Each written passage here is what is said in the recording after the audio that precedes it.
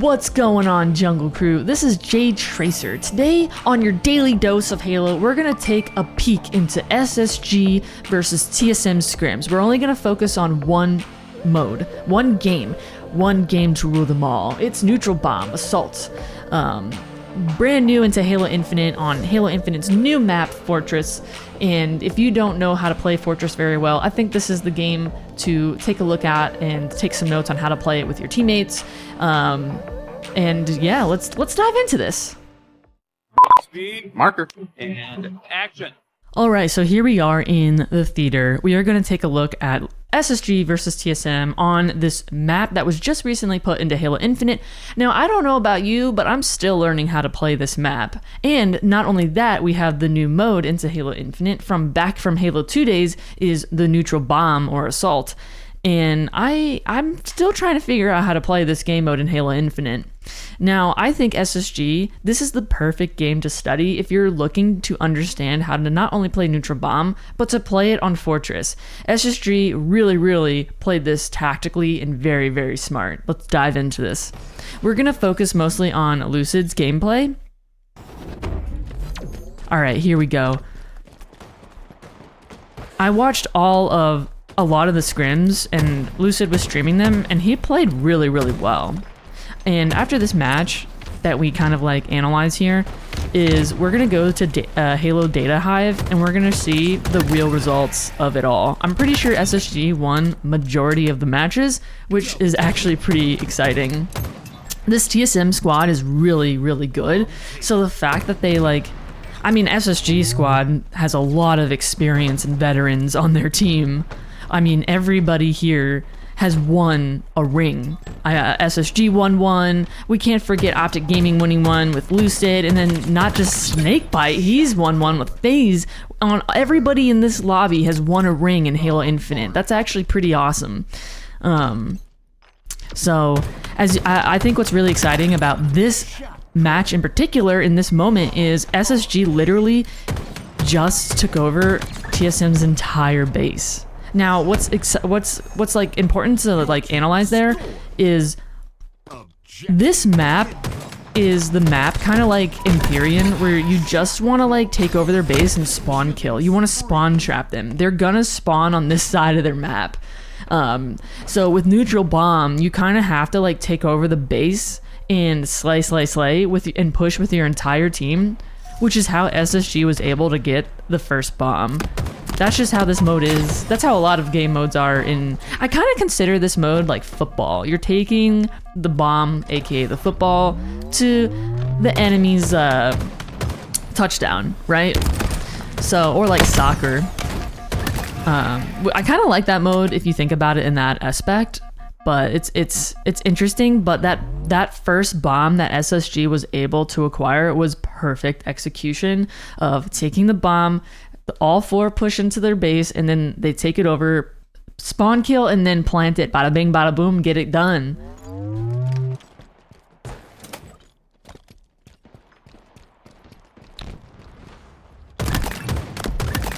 Double kill by Lucid, taking out Talik and Cherished.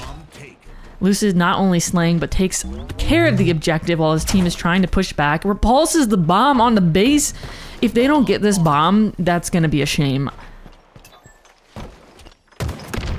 See, they're trying to take over their base and just spawn kill, but I don't think SSG was able to execute this bomb. Unfortunately, TSM kind of fought back. Wait, SSG is still in the base, but I'm pretty sure all three go down here, while Lucid's the only one alive now because he spawned back in. So even that was like a perfect execution of trying to plant the bomb and then pushing into their base, but they just didn't. They were just not able to do it. It's really unfortunate because they had the perfect setup. It just depends on where you are in their base and where your team is, and then where they spawn, and then it just becomes a fight to the grit, you know.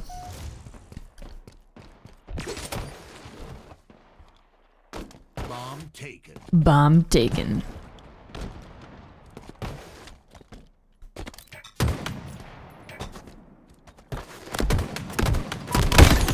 Nice, takes out Mr. Soul Snipe.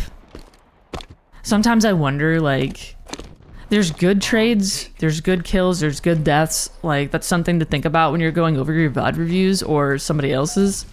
Like, how does it help move the game forward? How does it help your team? Was it a good death? Was it worth it? I'm gonna tell you right now, a lot of my deaths are not worth it. Like, were they good? I'd probably not. Now, this is in the game where you can just tell, like, Lucid's gravitating towards Sniper, trying to set that up, while still, like, he's really, really weak, and he's still trying to do damage to help his team. Even though he's trying to get the Sniper, that's the great way to play. Don't just, like, deep dive, get the Sniper. Like, look around, even if you're one shot, look at how you can help your team do damage on the field. Something I really need to work on personally, because when I see the Sniper, I'm going to get it. Like, I'll risk my life for it. I don't know, man. I really need to stop doing that. Nearing victory. They just planted their second bomb. I think what was most, like, what stood out most for me in this game is towards the end how Lucid and how SSG played the bomb, like, at the very end of the match. It was actually pretty smart and something to, like, put in your notes of what to do when you're playing on Fortress. Alright, Lucid knows they're on the tower, so let's see. Watch the snipe. Oh my god, takes out Druck's face. It's crazy. Crazy snipe right there. Alright, we're setting up for the next bomb, the final plant. Take it. They're starting to spawn in their base. Takes out another. Poor Mr. Soul Snipe got sniped by Lucid. I don't think they were able to plant this one here. I think it all came down to, like, time and throwing the ball off the map. But I need to remember. Because I saw this live in action, and I thought it was a really good game to, like, analyze. I think what I really like about this mode is just, like, it's kind of like opposite of Capture the Flag, where you're taking the bomb and you're taking it to their base, but you kind of have to, like, because usually when you capture the flag, there's moments where you can home run to your base, and your teammates keep you safe, and no one's gonna spawn in your base and take you out. So, like, Capture the Flag has a little bit of safety in that situation, where the bomb is, like, completely the opposite. You're gonna take the bomb and you're going into enemy territory. So that's why your whole team, you need full force pushing the bomb. You need full force. Now, what could happen that's exactly the opposite, and I don't know why this would happen, is if you were planting the bomb. This would be like lower lobbies where the enemy team is in your base, but you have the bomb in theirs. That would just be crazy talk. If that happens, I don't know what's going on in your lobby, guys. But that's not gonna, I don't believe that's ever gonna happen in a lobby like this. But I have seen it. I have seen people on my team go into the enemy's base when we are trying to plant the bomb. I'm sorry, stay in our base when we're trying to plant the enemy's bomb and the enemies. When I say if you want to plant this bomb in any map, you need your full squad pushing forward and outslaying the other team, because they're going to spawn in their base and they're going to get you if you don't have that protection. And I think a lot of people lack that understanding, which is a very simple aspect to this game mode. You know, like, I don't know why my teammates were staying in our base when the bomb was pretty much in the enemy's territory.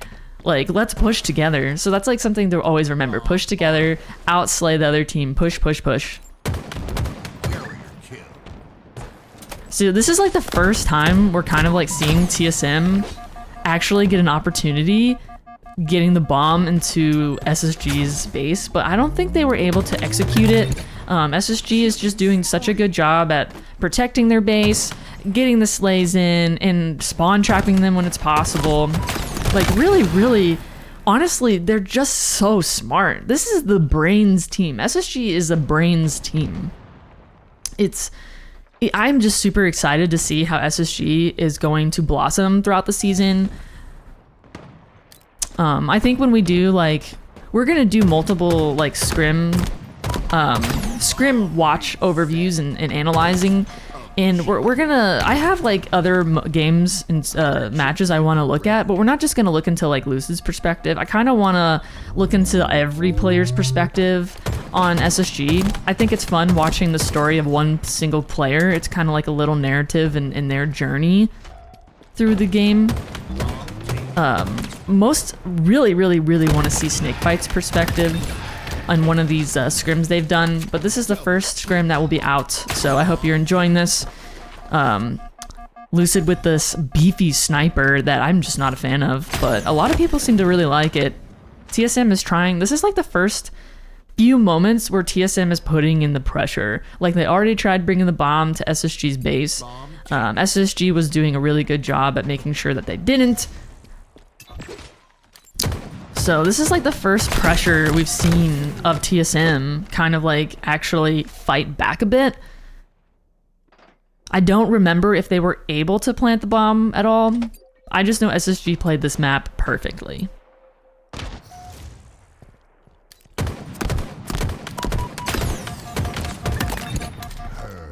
Perfect.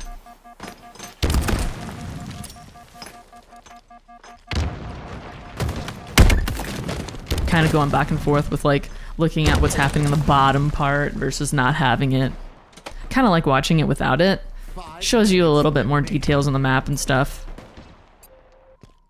We're still seeing that pressure from TSM. SSG hasn't been able to get out of this pressure for a couple minutes now, but they still haven't been able to plant the bomb, so SSG is definitely defending really well.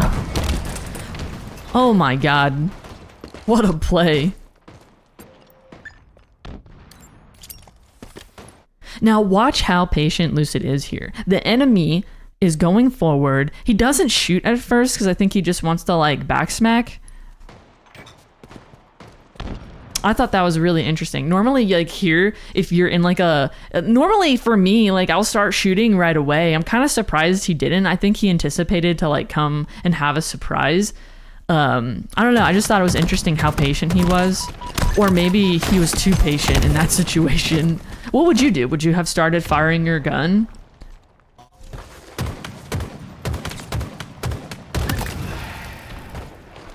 Still, like, so much pressure is on this SSG base, and TSM is still not able. This is the first time SSG has been able to, like, really take the ball out of their base for a few minutes now. Oh no, his teammates helped him, otherwise he would have died right there. Oh man, but he still gets taken down. Now, the balls, we have 3 minutes and 30 seconds on the clock now. The game's starting to wind down. This is like a really long game, it feels like. But TSM has still no points on the board. SSG, now you see Lucid is pushing the ball into their base, being very sneaky, waiting for his teammates to push with him. He's not doing anything, guys. He's not going directly into the base and starting to plan it. He's waiting patiently for his team to come. He knows that there is going to be enemies around. Remember, it's so important when you're playing Halo Infinite to be patient and wait for your teammates. Some like objective doesn't always come first. It's usually thinking, how is your teammates gonna help you? How are you pushing with your teammates? And is the enemy nearby? Because you don't want to die. In this situation, if Lucid just planted the bomb, like this is such smart gameplay. He's also wasting time, but he's finally been caught. Was it for nothing? Does he outplay him? He does it for nothing. Oh man, still a good, if that was executed and worked out in his favor, I thought that was a really smart play. You know, you're up in the scoreboard, you're winning, time is narrowing down, he wasted so much time. Like that, in my opinion, was a really good play. However, they brought the bomb all the way to SSG's base, so unfortunately it didn't help them that much, but it did take some time off the clock, so that's good. Oh my god, outplayed by Stellar. Alright, Lucid's back in the game. If there's somebody next to you, are you gonna... Oh my god, he gets back smacked. Or meleeed. Alright, Lucid's back in. Bomb's getting back in the middle. Objective is ready to go.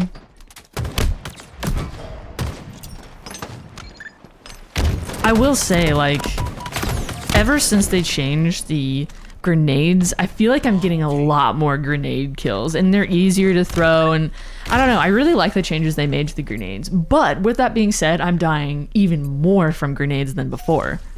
Although, and I was dying a lot before from grenades. Now it just feels a little bit better. Not dying from them, but a little better throwing them. Just feels more natural. And I like the bounce they gave them. Now, I do believe that this game all came down to time.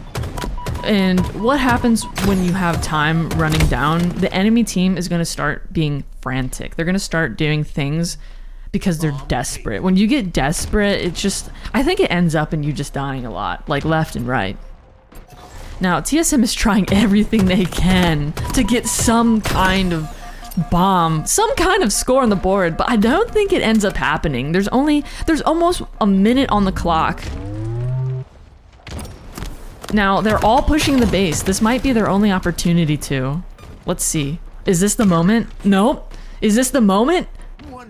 It is just, this mode is just so hard. It's so hard if you are not with your full squad on the enemy's team base. Like, you literally will get somebody spawning in your back corner and ready to like get into the fight, get into the action to take you out if you just don't have your full squad. That's what I'm really noticing in this game type.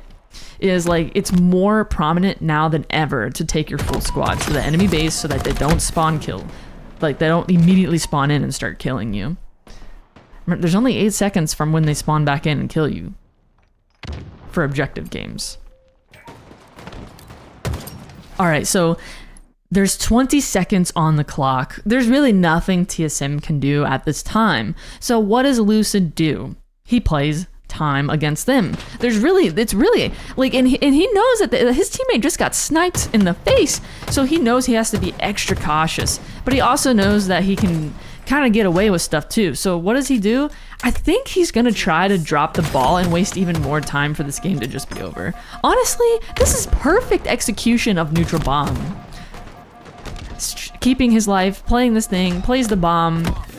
SSG wins. Incredible game, guys. Incredible. This is the game that you need to like watch, study, analyze, and kind of take notes on how to play with your team. Honestly, one of the best neutral bomb games I've seen yet. All right, as I said before, I wanted to go to halodatahive.com to look at the statistics, and oh my god, Space Station Gaming, 14 out of the 16 games of their scrims. They won so many. And this is a really good roster. Both of these teams are really good. Like, every one of these players are so talented. I have to say, I expect a lot coming from TSM. I think they're gonna, when I say I expect a lot, I think they're gonna advance and do really well this next season. A top team for sure, top 6 team or something. There's a lot of like teams, and we can like discuss that throughout the season, that I feel is like a top 6 team. There's just so many good teams this season. It's actually really hard to narrow down, but this is a very successful scrim night by Space Station Gaming. Now, if we scroll down, I think what I really like looking at is like their individual stats, and I love this because it gives you like a perspective of like just how, like, at Space Station Gaming, time as carrier. Who had all the time as carrying? Snakebite. Like, you can see who's playing the objective, who's their objective player, who's the objective player in this oddball match, Mr. Soul Snipe. And then if you scroll down, you see you can see like it's kind of interesting because like every objective player, like you can heavily see right here that like Snakebite is the second time being objective player. Here it's Talik. Snakebite is a pretty big objective guy. I think you're gonna see him playing a lot of objective. All right, so what's an insane number is this power weapon stat. Now what's insane about that is look who has, like, Lucid was on fire, but then you also have Stellar, who's an incredible sniper player. This is insanity. They're a powerhouse. Like, did you guys ever think Lucid and Stellar would be on the same team together? Like, Stellar, like, his snipes are insane. Add Lucid to the mix, and we're going to have some really good gameplay coming up in this next season. So these are all the stats. I'll post this in the link down below where you can check out all the stats on all the scrims on Halo Data Hive. And that about does it. SSG, man, they played that mode perfectly on Fortress. Really good game to study, and I really enjoyed that. I really just want to focus on one player at a time when I do these scrim plays and scrim watches. Take notes, guys, take notes. We're almost into the season. Scrims are starting. I cannot wait to dive into Optic Scrims and see how that team is playing. I know everyone is anticipating Optic Scrims. They're not starting until Legend gets back. Today is Wednesday, the February 12th. I don't think Legend comes back until Sunday, and then after that they're going to start getting into scrims. So we might see some Optic Scrims next week. We might be able to have a video on that. I hope you enjoyed this video. I hope you took away some notes on how to play Fortress Neutral Bomb. These are the people to learn from. I cannot wait for the season. Anyways, thank you for watching this video, and I will catch you guys later. Thank you, Jungle Crew. So bye.